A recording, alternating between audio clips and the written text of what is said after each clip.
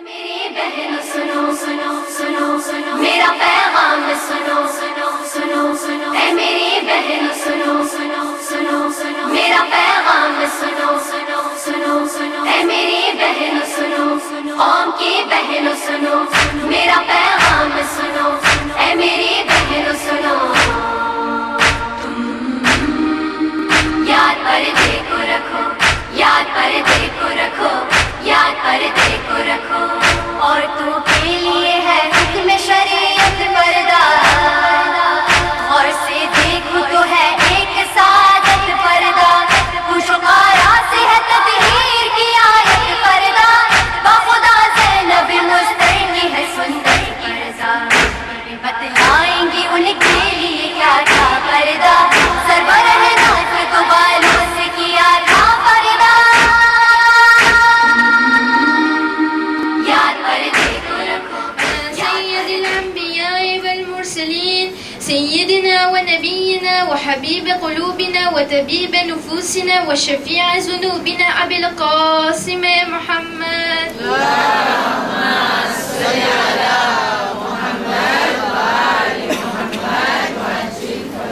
عزیزان گرامی આપણે નબી યુસુફ અલૈહિસ્સલામ તથા તેના ભાઈઓના વચ્ચે જે સંબંધ હતું જે હોલાસો હતું તેના બારામાં ચર્ચા કરતા હતા આપણે જોયા કે નબી યુસુફ અલૈહિસ્સલામ કેવી રીતના મોટું દિલ રાખીને તેના ભાઈને માફ કરી આપ્યા અને આવો જ વાક્યો નબી આદમ અલૈહિસ્સલામની હિકાયતમાં મળે છે આ દુનિયામાં સૌથી પહેલો ખૂનરેજી ક્યારે થયું બે ભાઈઓના વચ્ચે થયું છે કે નહીં કાબિલ તેના ભાઈ હાબિલને કતલ કરી નાખ્યો અને જ્યારે કાબિલ તેના ભાઈ હાબિલને કીધું કે હું તને મારી નાખીશ ત્યારે શું થયું ત્યારે હાબિલ તેની તલવાર ના ખાઈદા ત્યારે હાબિલ સિલે રહેમ કરતા રહ્યા તેના ભાઈની સાથે સારો સંબંધ રાખ્યા શા માટે એમ નહોતું કે પોતે ફેબલ હતા એમ નહોતું કે પોતે કમજોર હતા નહીં પણ પોતે તેના ભાઈની સાથે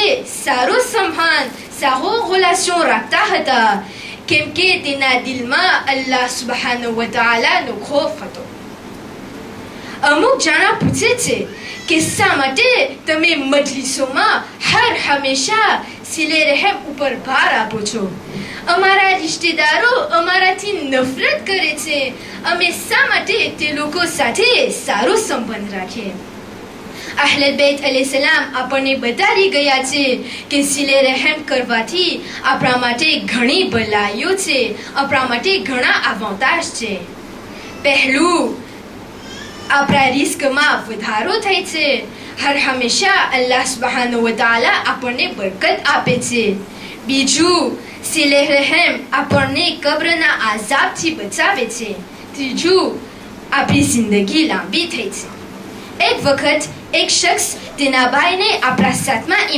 ઇમામ મૂસા અલ કાઝિમ અલૈહિસ્સલામ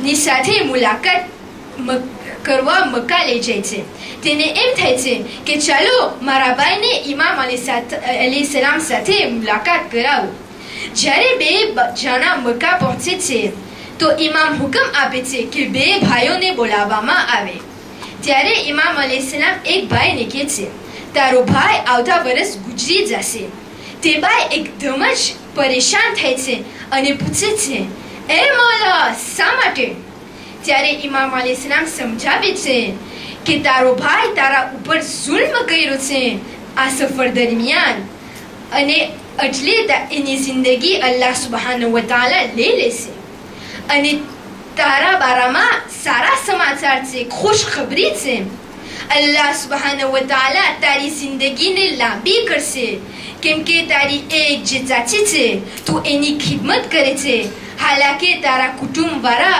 કોઈ એને બોલાવતું પણ નથી હવે પાછા આપણે નબી યુસુફ અલૈહિસ્સલામની હિકાયતમાં મળે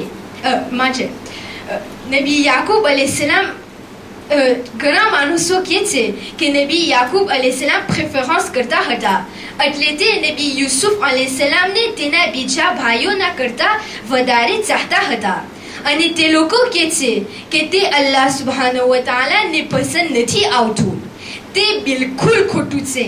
બે જાતના ફેવરિટિઝમ છે. એક જાયઝ છે અને બીજું ખરાબ છે.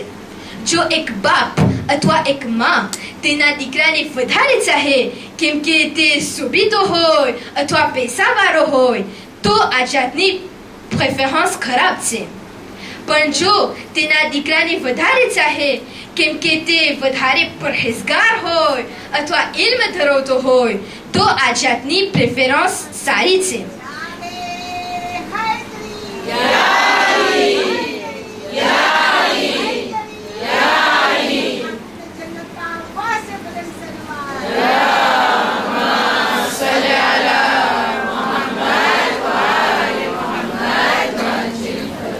કેમ કે હું મારા બીજા બચ્ચાઓને દેખાડું છું કે જ્યારે એ લોકો સીધા રસ્તા ઉપર હોય તો એ લોકો મારા માનને લાયક છે.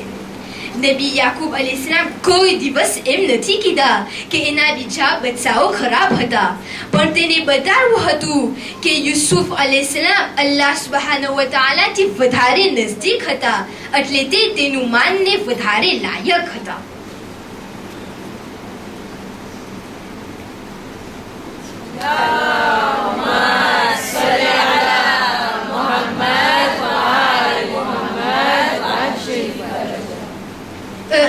तकबीर, अल्लाहु अकबर, नारे रिसालत, या रसूलल्लाह, नारे हैदरी, या अली, हैदरी, या अली, नारे सलवात, अल्लाहुम्मा सल्ली अला मुहम्मद व आले मुहम्मद. શા માટે નબી યુસુફ અલૈહિસ્સલામના ભાઈઓને તેને દેગો દેવું હતું? શા માટે એ લોકો મોકો ગોતતા હતા કે યુસુફ અલૈહિસ્સલામ ઉપર હુમલો કરે? કેમ કે એ લોકોને એક બીમારી લાગુ પડી હતી.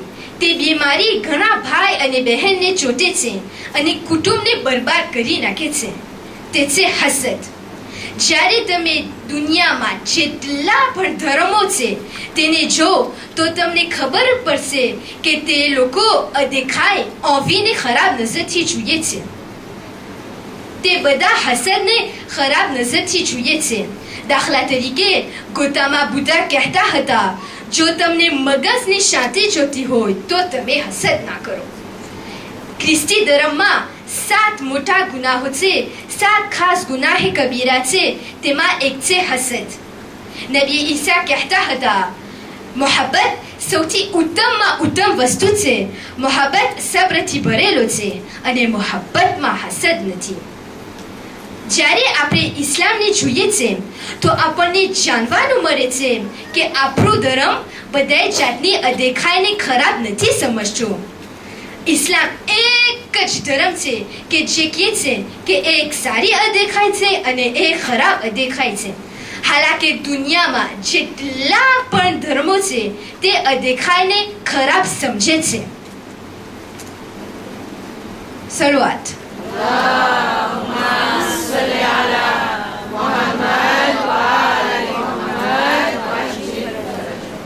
ઇમામ અલૈહિસ્સલામ આપણને બતાવી ગયા છે કે જો ભાઈ ભાઈના વચ્ચે ગિબતા હોય તો આ સારી વસ્તુ છે. ગિબતા એટલે શું? જો મારો ભાઈ મારા કરતા વધારે પૈસાવાળો હોય તો હું એને જોઉં છું અને કહું છું, માશા અલ્લાહ, મારો ભાઈ પાસે આટલું બધું છે, યા અલ્લાહ તેને આનાથી વધારે આપ અને મને તેના જેટલું આપ.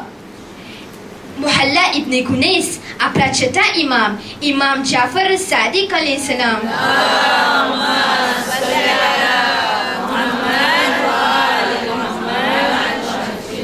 ના અસહાબ હતા. પોતે બયાન કરે છે કે અમને ઇમામ અલૈહિસ્સલામના પ્રત્યે ગિબતા હતી. અમે કહેતા હતા, માશા અલ્લાહ, ઇમામ અલૈહિસ્સલામનો મર્તબો કેટલો મોટો છે માણસોની નજરમાં. એ અલ્લાહ, તેને આ મર્તબો વધારે બુલંદ કર અને અમને પણ તૌફીક આપ કે અમે ઇમામ અલૈહિસ્સલામ જેવા બનીએ અને આવો મર્તબો પામીએ. મોહલ્લા બયાન કરે છે કે મને જાણવું હતું કે કેવી રીતના ઇમામ અલૈહિસ્સલામ આવો મર્તબો પામ્યા છે. તો હું તેને જોતો હતો અને પોતે જે કરતા હતા તેના ઉપર હું ધ્યાન આપતો હતો. એક રાત્રે મને એમ થયું કે હું ઇમામ અલૈહિસ્સલામના ઘરના દરવાજા બાજુમાં જઈને જો કે ઇમામ અલૈહિસ્સલામ અડધી રાતના શું કરે છે. જ્યારે હું આવ્યો તો હું જોયું કે ઓચિતાનું ઇમામ અલૈહિસ્સલામના ઘરનો દરવાજો ખોલ્યો અને ઇમામ અલૈહિસ્સલામ એક ભાની ગુણી તેના વાસામાં ઉપાડીને બારે નીકળ્યા. જે પણ ગરીબો તેને દેખતા હતા તેને પોતે રોટલી તકસીમ કરતા હતા. એક વખત ઇમામ અલૈહિસ્સલામના હાથમાંથી એક રોટલી પડી ગઈ. મોહલ્લા બયાન કરે છે, ત્યારે મારાથી રહેવાનું ના. હું નહોતો ચાહતો કે ઇમામ અલૈહિસ્સલામ નીચે નમીને રોટલી ઉપાડે, તો હું રોટલી ઉપાડવા દોડ્યો.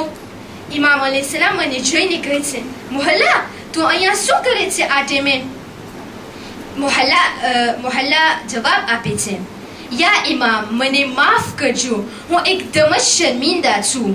માફ કરજો, મને જાણવું હતું કે તમે અડધી રાતના શું કરો છો. યા ઇમામ, શું તમે આ રોટલીઓ તમારા શિયાને તકસીમ કરો છો? ઇમામ અલૈહિસ્સલામ જવાબ આપ્યા, ના, આ રોટલીઓ તે ગરીબોને આપું છું કે જે મને નથી માનતા, જે મારી ઇતાઅત નથી કરતા. મારી મા બહેનો, ઇમામ અલૈહિસ્સલામ ગુસ્સે ના થયા. ઇમામ અલૈહિસ્સલામ કાંઈ ના કીધા જ્યારે મોહલ્લા તેના ગિબ્તાના બારામાં બયાન કર્યા ને. આ વાક્યોમાં સાબિત થાય છે કે ગિબ્તા જાહેર છે અને સારી વસ્તુ છે, કેમ કે ઇન્સાનને આગળ વધારે છે. હા મારી મા બહેનો, આપણે સિલે રહેમ ઉપર ચર્ચા કરતા હતા. જો તમને જોવું હોય કે સિલે રહેમ એટલે શું, જો તમને જોવું હોય કે ભાઈ ભાઈના વચ્ચે કેવી મોહબ્બત હોવી જોઈએ, તો કરબલા ઉપર નજર કરો. હઝરત અબ્બાસનો દાખલો લ્યો. ઓન અને મોહમ્મદને જુઓ. મોહમ્મદ અને ઇબ્રાહિમ હઝરત મુસ્લિમના બે દીકરાને જુઓ. અને જો તમને જોવું હોય કે દોસ્તી કેને કહેવાય, તો હબીબ ઇબ્ને મઝાહિરને જુઓ.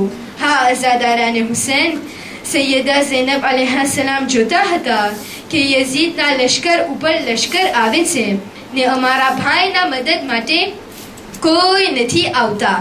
બસ આજે ઝૈનબ અલૈહિસ્સલામને થયું કે આજે અમારા ભાઈના મદદ માટે કોઈ આવ્યા છે. ફિઝાને બોલાવીને કહે છે, ફિઝા જાઓ, હબીબને ઝૈનબના સલામ કહી દો. ફિઝા આવીને કહે છે, હબીબ, સાનિયા ઝહરા તમને સલામ કહે છે. હબીબ માથામાંથી અમામા ફેંકી દીધા. શું આજે શહેઝાદી ગુલામને સલામ કહે? એક વખત હબીબ ખૈમા પાસે આવ્યા અને કહે છે, अस्सलामु अलैकी या अहले बैत नुबुव्वत व मादिम रिसालत. ए बिन्त फातिमा, हबीबना सलाम लो. ઝૈનબ દુઆ દીધી હબીબને. ભાઈ હબીબ, એ ભાઈ હબીબ, તમે એવા ટાઈમ ઉપર આવ્યા છો કે અમારા બચ્ચાઓ પ્યાસા છે. ભાઈ હબીબ, એ ભાઈ હબીબ, ત્રીજો દિવસ છે અને અમારા બચ્ચાઓને એક ટીપું પાણી નથી મળ્યું. હબીબ રડે છે. હબીબ પૂછે છે, એ મોલા, હવે મરવાની રજા આપો. હુસૈન કોણ? હુસૈન ભાઈ કીધું. અને ઝૈનબ હબીબને શું કહે છે? ભાઈ કહે છે, કેટલી મોહબ્બત છે ઝૈનબને હબીબથી. તારીખે ઇસ્લામમાં છે કે જ્યારે ખૈમા બધા બરી ગયા ત્યારે ઝૈનબ હુસૈનને નથી પુકારતી, પણ કહે છે, ભાઈ હબીબ, એ ભાઈ હબીબ, અમારા ખૈમા બરી ગયા છે. કેટલી મોહબ્બત છે ઝૈનબને હબીબ સાથે. તારીખે ઇસ્લામમાં છે હુસૈન રજા દીધા. હુસૈનના દોસ્ત મેદાને કરબલામાં આવ્યા. તીર ઉપર તીર, નેઝા ઉપર નેઝા ખાય છે કે જ્યાં સુધી કે ગોરા ઉપરથી પડી ગયા. એક વખત આવાજ દીધા, યા મોલા અદરિકની.